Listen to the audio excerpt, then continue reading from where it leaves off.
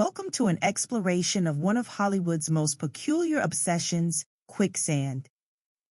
Once a ubiquitous death trap that claimed countless victims in mid-century films, this bubbling, sucking hazard has largely vanished from our screens today.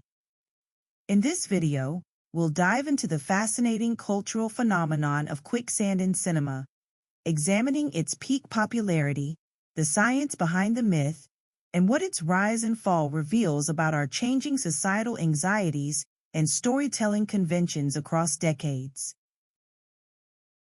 Between the 1950s and 1970s, quicksand scenes became a staple of Hollywood productions. Research by Carleton University scientist Daniel Engber revealed a startling statistic. Quicksand appearances in films peaked in the 1960s, when nearly 3% of all movies released contained at least one quicksand scene. That's 12 times more common than in contemporary cinema, where the figure has dropped below 0.25%. This concentration represents one of the most focused uses of a specific danger in film history, surpassing even shark attacks and avalanches in sheer frequency during this period. The quicksand obsession wasn't limited to a single genre either. It appeared across the cinematic spectrum. Westerns like The Lone Ranger from 1956 used quicksand as a convenient way to dispatch villains. Epic adventure films, including the acclaimed Lawrence of Arabia in 1962, employed it as a formidable environmental hazard. Jungle set films from various Tarzan adaptations to Disney's The Jungle Book featured quicksand as an ever-present threat lurking beneath the lush vegetation. Even comedies couldn't resist the allure of quicksand gags, with Bob Hope and Bing Crosby encountering the hazard in their popular Road to series of films. The quicksand phenomenon wasn't confined to cinema. Television embraced this trope with equal enthusiasm, bringing the terror of sinking sand into American living rooms. Popular shows of the era like Gilligan's Island featured entire episodes centered around characters encountering quicksand on their deserted island. Science fiction programs like Lost in Space incorporated quicksand as an alien planetary hazard. These television appearances further cemented the trope in domestic entertainment, making quicksand a household danger that viewers came to expect in adventure scenarios. The ubiquity of quicksand across both film and television created a shared cultural understanding of how this hazard worked, or rather, how Hollywood portrayed it working. This allowed creators to rely on audience familiarity with the concept, requiring minimal exposition to establish the danger when a character stumbled into a suspicious-looking muddy patch. The typical quicksand scene in these productions followed a remarkably consistent formula. The victim, usually wandering off the beaten path, would step into what appeared to be ordinary ground, only to find themselves suddenly sinking. Their initial reaction, panic and frantic struggling, would only accelerate their descent, creating a terrible feedback loop of fear and sinking. Meanwhile, companions would attempt rescue operations using vines, branches, or human chains. The visceral terror of slow, inexorable sinking created a unique tension that filmmakers found irresistible. This formula became so standardized that directors could execute these scenes with almost ritualistic precision. The visual drama of quicksand also provided studios with an opportunity to showcase new film technologies and special effects techniques of the era. Production teams developed specialized mixtures of bentonite clay, water, and other materials to create realistic-looking quicksand pits on controlled studio sets.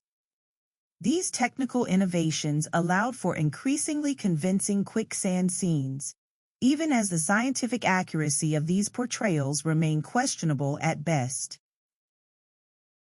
Real quicksand bears remarkably little resemblance to its cinematic counterpart. Genuine quicksand forms when water saturates sand or soil, reducing friction between particles and creating a semi-liquid suspension. The resulting mixture has a density approximately 1.6 times greater than human flesh, which leads us to a crucial scientific fact. Complete submersion in quicksand is physically impossible according to Archimedes' principle. This fundamental misrepresentation exemplifies how Hollywood routinely sacrifices scientific accuracy for dramatic effect. Studies conducted at the University of Amsterdam in 2005 provided definitive evidence that humans would naturally float in quicksand once submerged to waist level. The actual danger from quicksand comes not from sinking entirely, but from exposure to elements, incoming tides in coastal quicksand areas, or the inability to extract oneself without assistance. The dramatic full-body submersion depicted in countless films simply violates basic physics. Historical records further contradict Hollywood's portrayal, showing remarkably few documented deaths directly attributable to quicksand. Most quicksand-related fatalities throughout history involve additional factors such as incoming tides, extreme weather conditions, or pre-existing injuries that prevented self-extraction from what would otherwise be a survivable situation. The viscosity of quicksand also behaves contrary to cinematic portrayals in another crucial way. Struggling in quicksand creates a temporary hardening effect through a process called dilatancy, where force applied to the mixture causes it to become temporarily more solid, not more liquid as films suggest. The correct technique for escaping quicksand involves slow, deliberate movements designed to liquefy the sand, precisely the opposite of the frantic struggling invariably shown in films. Survival experts recommend gradual horizontal movements to distribute body weight, gently freeing one limb at a time while maintaining a supine position to maximize surface area contact. This methodical, science-based approach lacks the visual drama filmmakers sought, which explains why accurate escape techniques rarely if ever appeared on screen. The disconnect between actual quicksand behavior and its cinematic representation highlights the entertainment industry's willingness to establish movie physics that audiences accept despite their deviation from reality. The quicksand myth became self-reinforcing through repetition across countless films and television shows, creating a shared cultural understanding of quicksand behavior that was fundamentally incorrect but dramatically satisfying. Why did quicksand capture the American imagination so thoroughly during this specific period? Cultural historians suggest it represented perfect symbolism for mid-century anxieties, particularly those related to the Cold War era. Quicksand embodied fears of being trapped in unwinnable situations, slowly consumed by forces beyond control, not unlike fears of communist expansion or nuclear annihilation that dominated public consciousness. The helplessness of quicksand victims mirrored the perceived helplessness of individuals facing global superpowers and ideological conflicts beyond their influence. The Vietnam War, often characterized in political discourse as a quagmire, reinforced this metaphorical connection. The image of America being gradually pulled deeper into an inescapable conflict perfectly paralleled the quicksand trope that had become so familiar in entertainment. The struggle against an environment rather than a clear antagonist resonated with the complex geopolitical realities of the era. This connection wasn't merely theoretical. President Lyndon B. Johnson himself reportedly used quicksand metaphors in private conversations about Vietnam, demonstrating how thoroughly this concept had permeated political discourse and thinking about foreign entanglements. Gender theorists have noted another fascinating dimension to quicksand's popularity. It coincided with changing gender dynamics in post-war America. The typically masculine hero rendered helpless, requiring rescue from a situation no amount of strength could overcome, represented anxieties about shifting power structures and traditional roles. This interpretation gains credibility when examining who typically fell into quicksand in films of the era, predominantly male characters whose physical strength proved useless against this uniquely neutralizing threat. The quicksand scene offered a narrative moment where traditional masculine attributes failed, requiring external rescue or intellectual problem-solving rather than brute force. In an era when American society was grappling with changing gender roles following women's increased participation in the workforce during World War II, these scenes of masculine vulnerability may have reflected deeper societal tensions. The helpless male figure in Quicksand provided a controlled fictional space where gender dynamics could be temporarily inverted, with female characters sometimes participating in rescue operations, before the traditional order was ultimately restored by the narrative's conclusion. By the 1980s, quicksand scenes had declined dramatically in mainstream cinema. The trope had become cliched, frequently parodied, and increasingly associated with B-movie storytelling rather than serious filmmaking. Armed with more sophisticated special effects and storytelling techniques, modern filmmakers largely abandoned the device. Changing audience expectations also contributed significantly to this decline. Viewers had become more scientifically literate and less willing to suspend disbelief for physically impossible scenarios like complete quicksand submersion. The rise of more immediate threats in action films, terrorists, technology gone awry, environmental catastrophes, displaced the slow-motion danger quicksand represented. These new dangers reflected more contemporary anxieties, while quicksand began to feel like a relic of a bygone era. The visual language of cinema had evolved as well.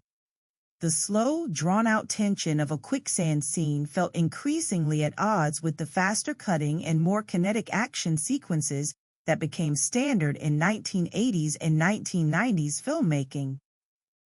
As movies accelerated their pacing, the deliberately slow terror of quicksand no longer fit the rhythms of modern cinema.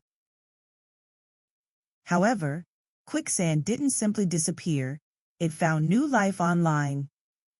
Beginning in the late 1990s, internet communities formed around quicksand fascination, creating websites dedicated to cataloging every quicksand scene in film history. Some enthusiasts even produced independent films and photography focused exclusively on quicksand scenarios, developing into a niche subculture with dedicated forums and content-sharing platforms. This digital preservation effort has documented over 1,000 quicksand scenes across film and television history, creating a comprehensive archive of this once ubiquitous trope. This online renaissance reveals how cultural artifacts never truly disappear, but transform and find new audiences in unexpected ways. What began as a serious cinematic threat evolved into a nostalgic curiosity, then a specialized interest, demonstrating how media tropes evolve across generations and technologies. The internet has allowed for the formation of communities around increasingly specific interests, preserving cultural phenomena that might otherwise fade completely from collective memory. These digital communities maintain the legacy of quicksand in cinema, while analyzing its cultural significance in ways that weren't possible during its heyday. The story of quicksand in cinema offers a fascinating window into how popular culture both shapes and reflects societal fears. It demonstrates how scientific accuracy often yields to dramatic necessity in entertainment, creating persistent myths that can take generations to dispel. The quicksand phenomenon also illustrates how even the most ubiquitous cultural elements can fade from prominence, leaving future generations to wonder why their grandparents were so concerned about an environmental hazard they're unlikely ever to encounter. Yet this cultural artifact continues to provide valuable insights for media scholars, cultural historians, and sociologists studying how entertainment reflects the anxieties of its era. The Quicksand trope's journey from serious threat to cliché to nostalgic curiosity mirrors the life cycle of many cultural phenomena, compressed into a particularly vivid case study. What makes Quicksand especially interesting is how completely it dominated for a specific period before receding, creating a clear timeline that correlates with broader cultural shifts in American society. The persistence of Quicksand in our cultural memory, despite its practical irrelevance to modern life, speaks to the power of cinema in shaping our understanding of the world, even when that understanding bears little resemblance to reality. The rise and fall of Quicksand in cinema represents far more than just a quirky footnote in film history.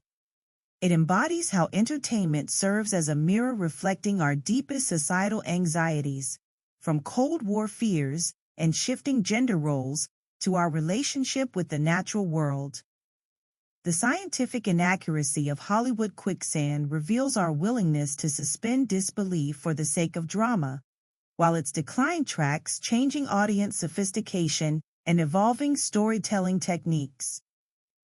Though Quicksand has largely vanished from mainstream cinema, its preservation in digital communities ensures this cultural phenomenon continues to be studied and appreciated.